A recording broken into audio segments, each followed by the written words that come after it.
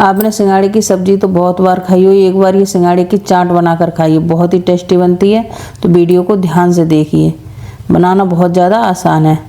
तो सबसे पहले इसके लिए हम सिंघाड़े को अच्छे से धोकर साफ़ कर लेती हैं और उसके बाद में हम इन्हें उबलने के लिए रखते हैं।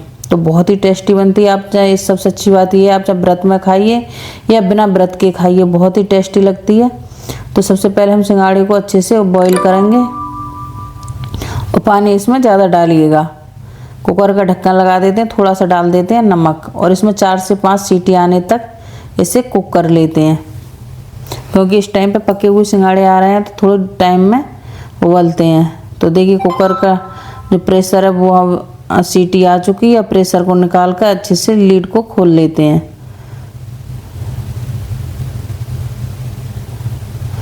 तो लीजिए हमारे सिंघाड़े उबल कर हो गए हैं तैयार। अब इनके लिए एक बर्तन में तुरंत निकाल देते हैं पानी से बाहर और इन्हें ठंडा होने के लिए छोड़ देते हैं थोड़ी देर के लिए। तो लीजिए अब जो हमारे सिंघाड़े वो अच्छे से ठंडे हो गए हैं। अब इनके छिलका हटा के हम सिंघाड़े की जो गिरी है अंदर से मींग है वो निकाल लेते हैं। तो खूब सॉफ्ट हो गए हैं जैसे मुझे चाहिए, इस तरीके के। तो देखिए जो उबलने के बाद जब हम छिलका हटाते हैं तो ये टूट जाते हैं, तो इसमें कोई दिक्कत वाली बात नहीं है। तो सभी को इस तरीके से छिलका से बाहर इसकी मींग निकाल लीजिएगा। लीजिए अब मैं सिंघाड़े को अच्छे से छिलके हटा दिए इसके और इन्हें छोटे छोटे टुकड़ों में हम इनको कट कर लेते हैं। और फ्रेंड्स वही पुरानी रिक्वेस्ट, अगर आप चैनल पर नए हैं, वीडियो पहली बार देख रहे हैं, वीडियो पसंद आए तो चैनल को सब्सक्राइब और बेल आइकन को भी प्रेस कर दीजिए, जो आने वाली वीडियो नोटिफिकेशन वो आप तक पहुंच जाए। अब मैंने कढ़ाई रख दी, कढ़ाई में डाला है देसी घी, क्योंकि मैं ये व्रत के लिए बना रही हूँ। आप बिना व्रत के बनाएं तो आप कोई ऑयल जो खाते हो वो यूज कर सकते हैं। तो घी अच्छे से मेल्ट हो गया तो इसमें थोड़ा सा डाल दिया मैंने जीरा। जीरा अच्छे से चटक गया था तो उसके बाद डाल दें बारीक कटी हुई हरी मिर्च। एकदम चटपटी तीखी खट्टी ये जो है चाट बनकर तैयार होगी, बहुत ही टेस्टी लगती है। एक बार आप इसे ट्राई करके ज़रूर देखिएगा।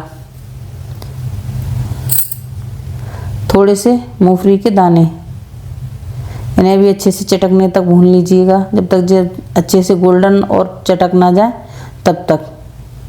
देखिए मूंगफली हमारी अच्छे से भुन गई, इनका कलर भी चेंज हो गया और दाने सब चटक गए हैं अच्छे से।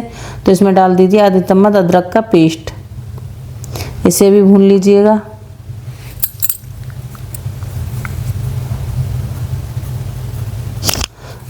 तो देखिए जो मसाले हैं वो हमारे भुन गए हैं और कोई मसाला इसमें ऐड नहीं किया है मैंने।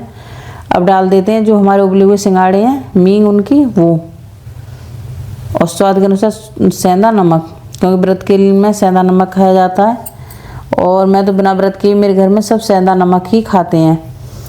तो अच्छे से इसे मिक्स करते हैं। तो लीजिए हमारे सिंघाड़े की चाट बनकर तैयार है। फ्रेंड्स एक बार आप इस रेसिपी को ज़रूर ट्राई कीजिएगा और अपने अनुभव मेरे साथ शेयर ज़रूर कीजिएगा। इन्हें अच्छे से 2 मिनट तक भून लीजिएगा। तो आधा नींबू का रस डाल दीजिए 2 मिनट के बाद में। इसके साथ भी 1 मिनट अच्छे से भून लीजिएगा नींबू का रस डालने के बाद, और साथ ही डाल दीजिएगा इसमें हरा धनिया। अब 2 मिनट और मिक्स कर लीजिएगा। तो लीजिए गर्मा गर्म सिंघाड़े की चाट बनकर तैयार है। आप चाहे इसे चाय के साथ खाइए या खाइए दही के साथ, बहुत ही टेस्टी लगती है। बनाना बहुत ज़्यादा आसान है और खाने में इसका स्वाद बहुत अल्टीमेट है। तो एक बार आप ट्राई करके ज़रूर देखिएगा,